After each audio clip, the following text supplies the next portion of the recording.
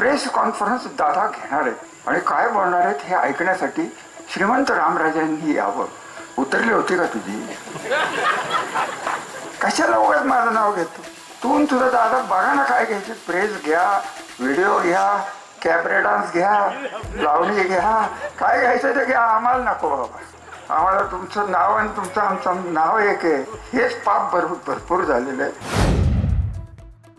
तो म्हणाला की प्रेस कॉन्फरन्स दादा घेणार आहेत आणि काय बोलणार आहेत हे ऐकण्यासाठी श्रीमंत रामराजांनी यावं. उतरली होती का तुझी? कशाला उगाच माझं नाव घेतो तू? तुझा दादा बघा ना काय घ्यायचे. प्रेस घ्या, व्हिडिओ घ्या, कॅबरे डान्स घ्या, लावणी घ्या, काय घ्यायचं ते घ्या. आम्हाला नको बाबा. आम्हाला तुमचं नाव आणि तुमचं आमचं नाव एक आहे हेच पाप भरपूर झालेलं आहे. आमचा ब्रँड सत्यानाश केला. 27 पिढ्याचा नाही, एक निंबाळकर 27 आहे. 27 पिढ्याची आबरू घालवली एका किचपिडे माणसं. काय त्याला अर्थ आहे? घराण्याची आबरूचं नाही, अमुक नाही. दुसऱ्याच्या आई वडिलांच्या विषयी काय बोलायचं? माझ्या तोंडावर आलंय की हिंदराव परवडला, कल्याणराव बरंच परवडला तो. हे तरी अजून एक तुम्हाला माहित नाही, त्या स्टेजवर मुख्यमंत्री अजून एक बसला होता. काय बोलला का? त्याला बरं वाटत होतं.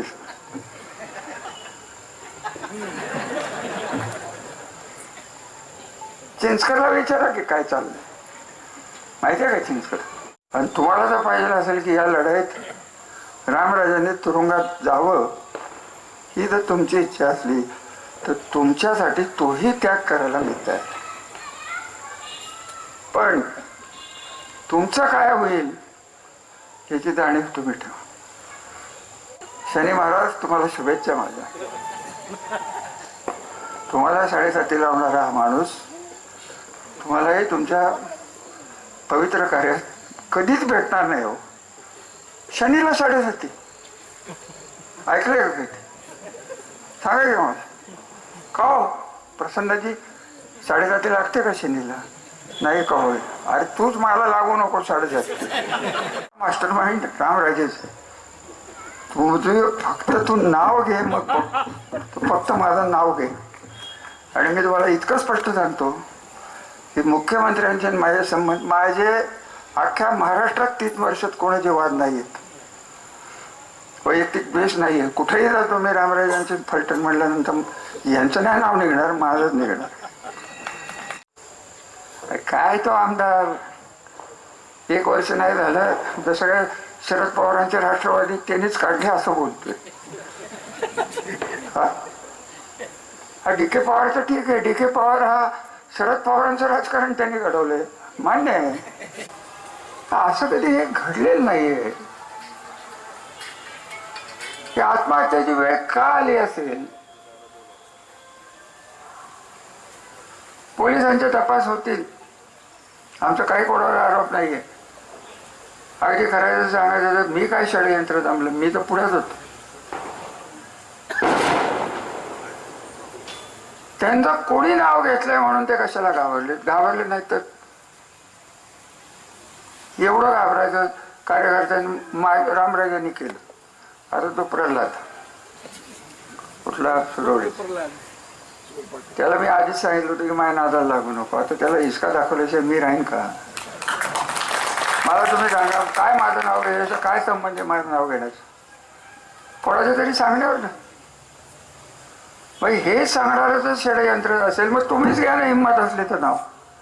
मी वाटच बघतो की माझं नाव प्रॉपर माणसाने घ्या, योग्य माणसाने घ्या. उगाच कुत्र्याला चोराला नका सांगू माझं नाव घ्यायला.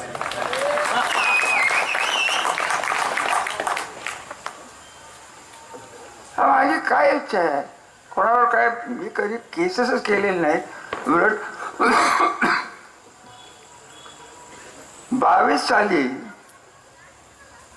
2 कॉन्ट्रॅक्टरच्या भांडणात मला गुंतवायचा प्रयत्न झाला. मी सभापती होतो. मला कागद दाखवून आज न उद्या आर्थिक शाखा पुणे, आर्थिक गुन्हे शाखा पुणे यांचं पत्र सभापती कार्यालयात ते माझ्याकडे होतं. आहे, मी काय बोललो नाही. गुन्हे कोणाचे आणि सांगतात काय, याच्यात रामराजांनी या कॉन्ट्रॅक्टरला पुण्याच्या त्यांच्या घरी बोलवून त्यांच्याकडे खंडणी मागितली म्हणून त्यांना अटक करा, हा आग्रह धरणारा कोण?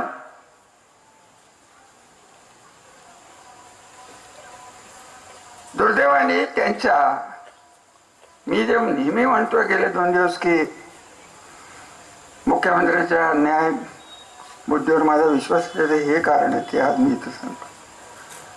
त्यांच्यापर्यंत बातमी केली, त्यांनी फोन करून सांगितलं की कुठल्याही राजकीय माणसाला याच्यात गुंतवायचा प्रयत्न होणार नाही, करू नका, जे काही योग्य असेल त्या कॉन्ट्रॅक्टरची भांडणं असतील त्यांचं ते बघून घेत.